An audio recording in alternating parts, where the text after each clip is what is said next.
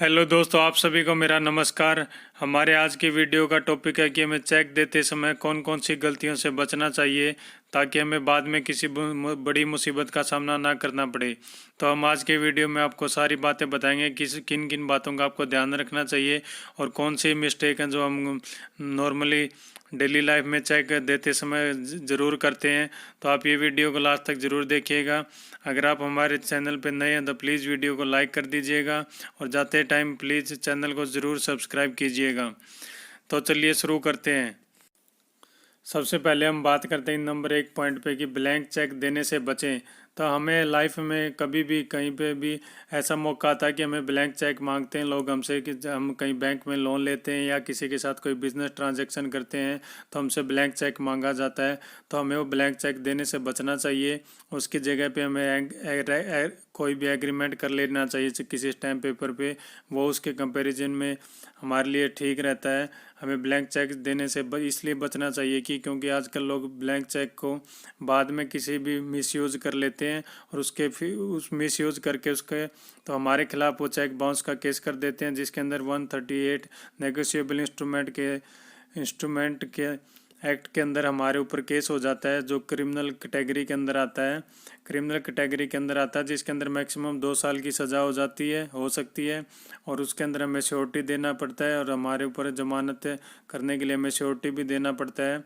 और ऐसे केसेस में हमारा पलड़ा अगर किसी ने हमारे खिलाफ चेक बाउंस का केस किया है तो जिसने भी केस किया है उसका पलड़ा हमेशा कोर्ट में भारी रहता है। तो ये बहुत बड़ी मुसीबत हो जाती है कि हम किसी को ब्लैंक चेक दे देते हैं विश्वास करने के बाद और वो उसका मिसयूज़ करके बाद में हमारे खिलाफ भी उस चेक को यूज़ कर लेता है कोर्ट में। तो इसलिए हमें ब्लैंक चेक देने से बचना चाहिए। हमेशा कोई भी एग्रीमेंट बना लो आप स्टैम्प पेपर पे, कोई भी प्रॉमिस पूरा करना तो एग्रीमेंट पे लिखो। अगर फिर भी अगर बाय चांस कोई भी मिस हैपनिंग हो कि हम एग्रीमेंट पूरा नहीं कर पा रहे हैं और उस एग्रीमेंट के बेस पे कोई हमारे खिलाफ केस करता है, तब हमारे ऊपर दीवानी मुकदमा होता है जो जो सिविल केस के अंदर आता है। तो उसके अंदर इतनी प्रॉब्लम नहीं होती है। उसके अंदर कोई भी केस चलता है वो बहुत लंबे टाइम के लिए चलता है। तो हमारे पास टाइम होता है कि हम उस केस को हैंडल कर पाएँ और उस बातचीत को ख़त्म कर पाएँ। दूसरा नंबर है कि आप चेक पर अकाउंट नाम के साथ अकाउंट नंबर ज़रूर लिखें। ये चीज़ भी आपको बहुत ध्यान रखनी चाहिए। हमेशा जब भी किसी को भी चेक दे रहे हो आप, जैसे किसी को भी पर्सन का नाम लिख रहे हो तो उसके ब्रैकेट में उसका अकाउंट नंबर ज़रूर लिखें, क्योंकि कई बार चेक गुम हो जाता है, लोग मिसयूज कर लेते हैं। उसी नाम का सेम बंदा कोई दूसरा उस चेक को यूज़ कर लेता है और हमारे पैसे का मिसयूज हो जाता है। नंबर 3 पे आप देखेंगे कि चेक के पीछे चेक देने का उद्देश्य ये ज़रूर लिखें। ये भी कोर्ट केस वगैरह में या चेक गुम होने के पर्पज़ में अगर हमारा कोई चेक मिस यूज़ कर रहा है तो हमें हमारा पर्पज़ ज़रूर लिखना चाहिए कि हम किस पर्पज़ के लिए वो चेक दे रहे हैं। पर्पज़ लिखने से ये होता है कि अगर किसी ने हमारे खिलाफ उस चेक को फ्यूचर में यूज़ किया, अगर हमने उसके पीछे पर्पज़ लिखा है तो कोई ये नहीं कह सकता कि हमने उस बंदे का उधार ही देना था। तो हमें उस पर के पीछे पर्पज़ ज़रूर लिखना चाहिए कि हमने ये रेंट के लिए दिया हुआ है या ये बिल भरने के लिए दिया हुआ है या इस काम के लिए दिया हुआ है। तो वो पर्पज़ भी चेक के पीछे ज़रूर मेंशन करें ताकि बाद में कोई हमें प्रॉब्लम ना हो। आप अगला पॉइंट देखेंगे तो बैंक चेक करते समय हमें कभी भी खाली जगह नहीं छोड़नी चाहिए।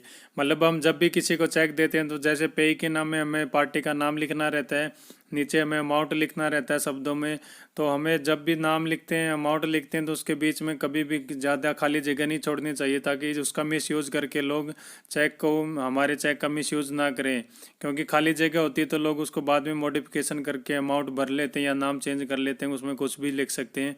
तो इसलिए हमें खाली जगह छोड़ने से भी बचना चाहिए। इसके बाद पॉइंट बात करते हैं कि बैंक चेक हम जब भी देते हैं तो उसको क्रॉस करके देना चाहिए। क्रॉस करने का मतलब होता है जब हम लेफ़्ट कॉर्नर पे ऊपर की साइड हम 2 लाइनें खींच के किसी को देते हैं तो उसको क्रॉस करना कहते हैं।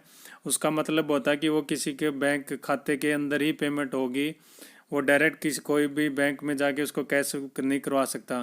तो इससे भी मिसयूज़, हमारा चेक का मिसयूज़ होने से बच जाता है। तो इसलिए हमेशा जब भी किसी को चेक दें तो कोशिश करेंगे चेक को अकाउंट पे ही करके क्रॉस करके ही लेफ़्ट कॉर्नर में 2 लाइनें खींच कर ही दें।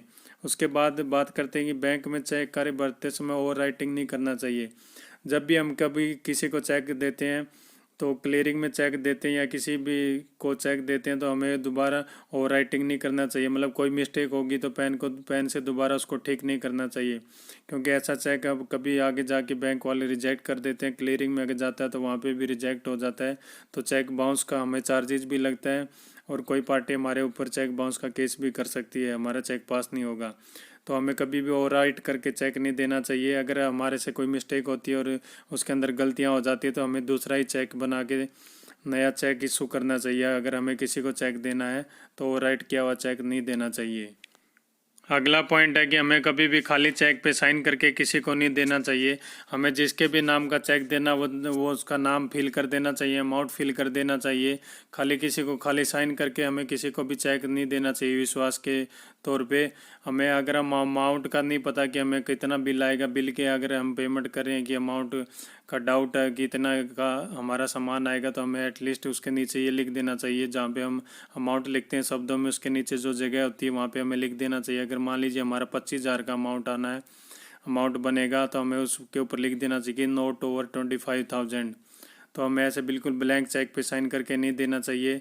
उसके बाद बात करते हैं चेक में जहाँ पे शब्दों और अंकों में हम धनराशि लिखते हैं उसके बाद ओब्लिक का निशान ज़रूर लगाना चाहिए, क्योंकि ओब्लिक का निशान लगाते हैं तो उसके बाद हमें ये होता है कि इसके आगे कोई भी अमाउंट नहीं है। तो हमेशा जब भी हम शब्दों में लिखते हैं तो या तो उसके पीछे केवल लिखें, हिंदी में लिख रहे हैं अंग्रेजी में लिख रहे हैं तो ओनली लिखें, और जहाँ पे भी अंकों में लिख रहे हैं तो वहाँ पे ये डैश का निशान ज़रूर लगाएं। इसका मतलब ये हो जाएगा कि इसके आगे कोई भी अक्षर नहीं है, तो आपकी कोई भी आपके चेक के साथ छेड़छाड़ नहीं कर पाएगा। तो इस बात का भी ध्यान ज़रूर रखें। अब अगली जो चीज़ हमें ध्यान रखनी है वो चेक पर डाली जाने वाली तारीख। हम जब भी किसी को चेक देते हैं तो हमें तारीख का विशेष कर ध्यान रखना चाहिए। अभी जो रूल है, रूल के हिसाब से तारीख के बाद चेक 3 महीने तक वैलिड रहता है। तो हमें उस चीज़ का भी ध्यान रखना चाहिए कि हम जो भी तारीख डाल रहे हैं उसके 3 महीने के बाद तक ही वो चेक वैलिड रहेगा, उसके बाद वो चेक पास नहीं होगा। तो इस बात का भी हमें ध्यान रखना चाहिए कि अपने पर्पज़ के अकॉर्डिंग उस पर तारीख डालकर हमें देना चाहिए। उसके बाद होता है कि माइक्रो कोड को नुकसान नहीं पहुंचाना चाहिए। आपने देखा होगा चेक के नीचे वाली सबसे नीचे लाइन होता है जिसके ऊपर कुछ कोड लिखे रहते हैं, तो उनको माइक्रो कोड बोलते हैं। उनको हमें ख़राब नहीं करना चाहिए, मतलब उनको काटना पीटना नहीं चाहिए या पेन से उसके ऊपर कोई नुकसान नहीं होना चाहिए, क्योंकि अगर उसको कुछ माइक्रो कोड को कुछ नुकसान होता तो चेक क्लियरिंग के अंदर जाता, तो चेक को क्लियरिंग हाउस पास नहीं करते हैं। तो इस बात का भी हमें ध्यान रखना चाहिए कि माइक्रो कोड को छेड़छाड़ नहीं होना चाहिए, ताकि हमें कोई फ्यूचर में कोई चेक बाउंस का या हमें और मुसीबत का सामना ना करना पड़े। उसके नीचे की सिग्नेचर पर ध्यान न देना। तो इस बात का भी हमें हमेशा ध्यान रखना चाहिए कि जिस भी अकाउंट का हम चेक दे रहे हैं उस अकाउंट के अंदर हमें अकाउंट ओपनिंग के टाइम में जो भी हमने साइन किया हुआ था वही साइन हमेशा उस चेक के ऊपर करना है। क्योंकि कई बार हमारा ऐसा होता है कि एक आदमी का कई बैंकों में अकाउंट होता है और वो कई जगह अलग अलग कई लोग होते हैं जो अपने हर बैंक में अलग अलग टाइप का सिग्नेचर कर देते हैं। और उनको कईयों को कई बार ये होता है कि वो ज़्यादा फ्रिक्वेंटली बैंक में नहीं आते तो उनको सिग्नेचर भी याद नहीं रहता। तो इस बात का भी आपको स्पेशल ध्यान रखना है कि हम अगर किसी को चेक कट करके दे रहे हैं तो हमने इस बात का ज़रूर ध्यान देना है कि हमने बैंक में क्या साइन किया हुआ तो वही सेम साइन हमें चेक के ऊपर देना है। क्योंकि अगर हमने किसी को चेक दिया और वो चेक सिग्नेचर मिसमैच की वजह से बाउंस हो गया तो वो फिर हमारा चेक बाउंस का केस हो सकता है हमारे ऊपर, तो हमें भी और मुसीबत का सामना करना पड़ सकता है। तो इसलिए भी हमें इस बात का भी ध्यान रखना चाहिए कि हमें हमारे खाते के अंदर जो साइन है वही साइन करके चेक हमेशा अगली पार्टी को देना चाहिए। आगे हम बात करते हैं कि कभी भी बैलेंस से ज़्यादा अमाउंट भर कर नहीं देना चाहिए।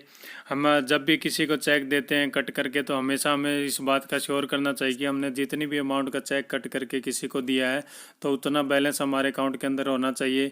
कई बार हम चेक काट कर दे देते हैं, सोचते हैं कि कल सुबह जाके बैंक में जाके हम पेमेंट डाल देंगे चेक क्लियर होने से पहले, लेकिन कई बार क्या होता है कि आप बैंक जाते हो सुबह 10 बजे पहुंच भी जाते हो लेकिन ब्रांच में नेटवर्क नहीं होता या कोई और इशू होता है, तो उस वजह से आप अपना बैलेंस नहीं डाल पाते और अगर अगली पार्टी आपका चेक लगा देती तो चेक बाउंस हो जाता। तो उस बात का भी हमें ध्यान रखना चाहिए कि हमें चेक देने से पहले हमारी खाते में बैलेंस से सुनिश्चित कर लेना चाहिए कि जितनी अमाउंट का हम चेक दे रहे हैं कि उतना अमाउंट हमारे खाते के अंदर होना चाहिए, तभी हमने किसी अगली पार्टी को चेक देना चाहिए।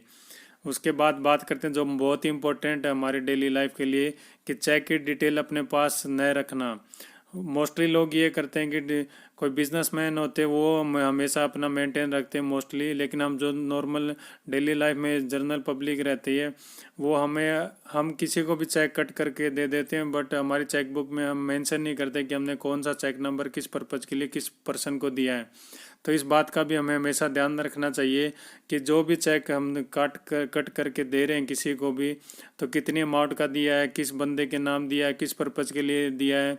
तो चेक बुक के अंदर हमारा एक पेज, हमें पेज मिलते हैं स्टार्टिंग में 2-3, जिसके ऊपर हमें ये मेंशन कर सकते हैं। तो हमें हमेशा पूरा अपना चेक बुक को अपना संभाल के रखना चाहिए, और जो भी चेक हम किसी को देते हैं उसका पूरा डिटेल उसके अंदर लिखाना चाहिए, ताकि हमें फ्यूचर में ज़रूरत पड़े तो हम उस चीज़ को देखकर पता लगा सकते हैं कि हमें किस पर्पज़ के लिए कौन सा चेक दिया था। तो ये थी ज़िंदगी में जुड़ी हुई चेक से रिलेटेड जिन चीज़ों का हमें ध्यान देना चाहिए। बहुत छोटी चीज़ें लगती हैं, लेकिन जब हम इनमें से कोई गलती कर देते हैं तो हमारे ऊपर बहुत बड़ी प्रॉब्लम होती है। तो हमें इन चीज़ों का ध्यान रखना चाहिए। उम्मीद करता हूँ कि आपको मेरा वीडियो अच्छा लगा होगा। अगर वीडियो से आपको थोड़ी सी भी जानकारी मिली है तो प्लीज़ मेरे चैनल को सब्सक्राइब कर दीजिएगा और वीडियो को ज़रूर लाइक कीजिएगा, और मेरे इस चैनल को अपने दोस्तों के साथ ज़रूर शेयर कीजिएगा। आप सभी का दिन शुभ रहे। जय हिंद।